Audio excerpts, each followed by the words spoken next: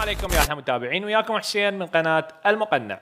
طبعا كثير يتساءلون شنو احسن اداء، هل الاستخدام الاصبعين او استخدام 3 اصابع او 4 اصابع؟ طبعا راح نقول لكم احنا بكل هذا الفيديو راح نشوفكم شنو الاحسن اداء وشنو اكثر شيء تقدر تحترف به. خلينا ندخل تدريب واحنا بيناتنا نتكلم، يعني نحكي احنا بيناتنا وراح نفتهم الموضوع شنو هو احسن شيء اداء الاصبعين او 4 او 3. خلينا نشوف. طبعا يا حبايبي طبعا 90% احنا اللي نستخدم 3 اصابع عفوا اصبعين. نسبة 90% اللي يستخدمون الاصبعين. طبعا خلينا ناخذ هذه الاشياء ونرجع نكمل. خلينا ناخذ الوان، ناخذ الحبشكلات.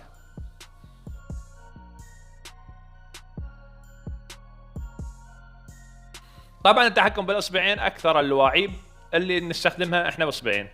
فتجد مثلا قناص، دقيقه خليها اسوي هذا، فنعرف انه بالاصبعين تقدر تسيطر انه ثبت الايم ترجع بهذا الاصبع، يعني تضرب مثل ما تشوفون تطلق النار بنفس الاصبع، يعني تتحكم انت تعين به وانت تضرب وانت تنزل لي جوا، يعني ثبت الايم 3 حركات تعملها باصبع واحد.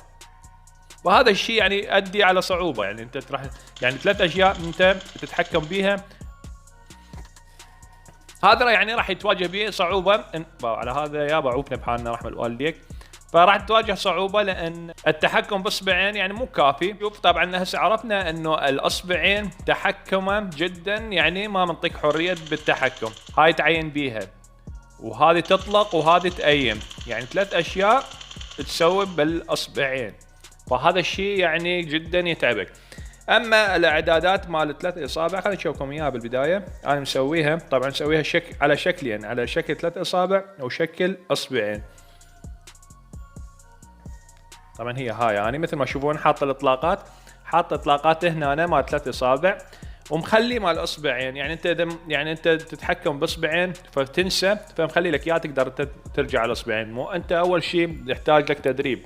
طبعا اني كنت احب اصبعين وما ارتاح الا باصبعين، بس بعدين قلت خلي اجرب نسوي 3 اصابع، يعني صار التركيز جدا ممتاز. تقدر انت يعني اي واحد قدامك تقدر تقتله، وخاصه اذا تستخدم القناصات. بالقناص ما يخطى القناص. هسه اشوفكم. المهم هذه الاعدادات مثل ما تشوفون، هذه اللي انا مسويها مال 3 اصابع، فهذا تقدرون تغيرون مكانه. يعني هذا انا كنت مخليه هنا، لكن بعدين رجعت العب على اصبعين وبعدين رجعت اخليه هنا، او تريد تخليه هنا خاف تنسى الزر راح ما نطيح حفظ. هذه اعدادات مال 3 اصابع. خلينا نشوفكم شلون. هسه شوف، يعني انت تعين باصبع هنا وهنا تطلق، شوف، وتأيم، يعني تطلق بهذا وتأيم بهذا الاصبع، يعني صار عندك تحكم باصبعين. يعني واحد هذا تطلق به وهذا تأيم به. هذه راح تلاحظ انت تغير كبير، يعني حسب بالقناصه، حتى بالقناصه يعني مثلا شوف رأسا، يعني اما باصبعين يعني باوع. خلينا نشوفكم باصبعين على ما تعين بيه وترجع النوب تضرب هنا. هاي شغله تطول، انما هذا بس قلت هيجي بعدين خلي تطلع مثل ما تشوفون رأسا تضربه باصبع الثالث. هذا جدا ممتاز. هسه تلاحظون طبعا انتم هسه تسمعون كلامي، لكن انتم ما تقتنعون الا تجرب. يعني يقول لك الواحد اذا ما يجرب ما راح يعرف شنو انا دا احكي. فجرب وشوف،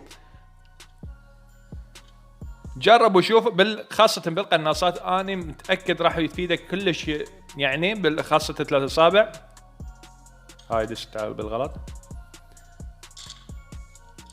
وحتى يعني هاي شوف شلون التركيز، تقدر تركز ب3 اصابع جدا رائع بال3 اصابع.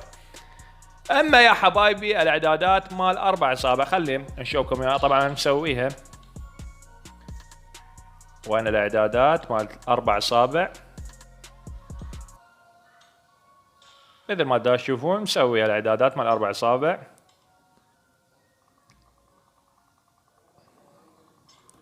هذه اعدادات مال 4 اصابع. تأيم من هنا ومن هنا تطلق ومن هنا تأيم، عفوا هنا تعين ومن هنا تطلق النار.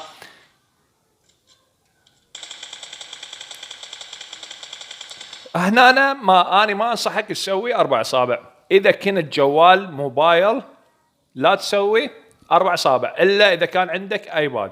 إذا عندك ايباد تقدر 4 أصابع، لأن الجوال ما يحتاج لك 4 أصابع مثل ما تشوف يعني متعين بهذه، فتقدر أنت تستخدم 4 أصابع، مو ما تقدر. لكن أنا ما أنصحك إن تسوي 4 أصابع إذا كان عندك موبايل مو ايباد. هذا ال4 أصابع للايباد، فأنصحكم يعني ما تجربون. فأحسن حل هو، خلينا نرجع على أحسن إعدادات هي لل3 أصابع. أحسن إعدادات شنو؟ لل3 أصابع. والله العظيم جربوها وراح تجون تقولوا لي والله العظيم كنا احنا نلعب بصعوبة باللعبة بعد ما جربنا هذه الطريقة، صارت عندنا اللعبة جدا سهلة. طبعا تقدر تتحرك، شوف عندك شلون يعني، مثلا يجيك عدو قدامك تقدر تعين عليه مثلا، شوف، وتتحرك وتقفز، وهاي كل الامور تقدر تسويها.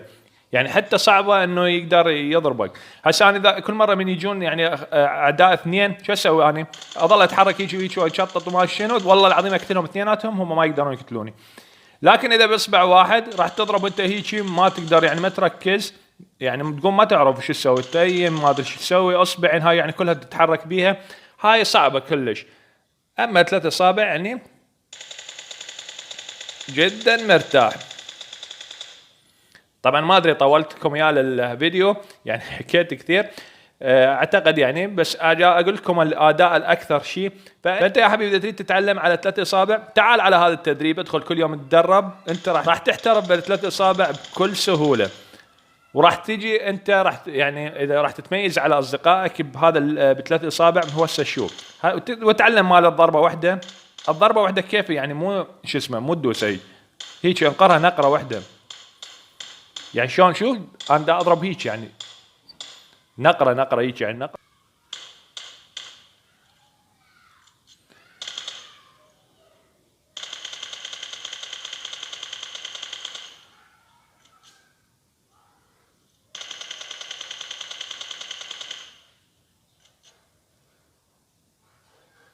انتبهوا على السلاسة. راح العب جيم ب3 أصابع، راح اخليكم تشوفوه. اتمنى يعجبكم المقطع، خلونا لايك واشتراك بالقناة. راح اترككم مع هذا المقطع القصير حتى تشوفون اللعب ب3 أصابع. مشاهدة ممتعة، مع السلامة.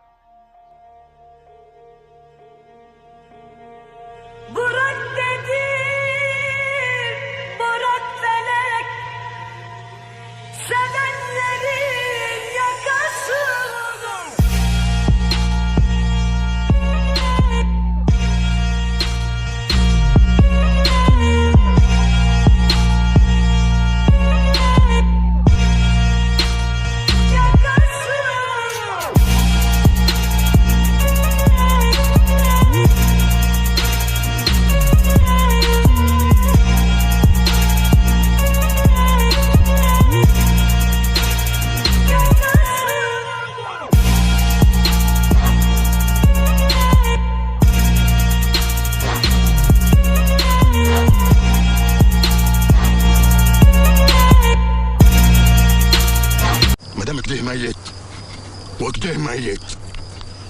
انا هخاف من ايه؟ ايوه تخاف من ايه؟ هخاف من ايه؟ تخاف من ايه؟ من ايه؟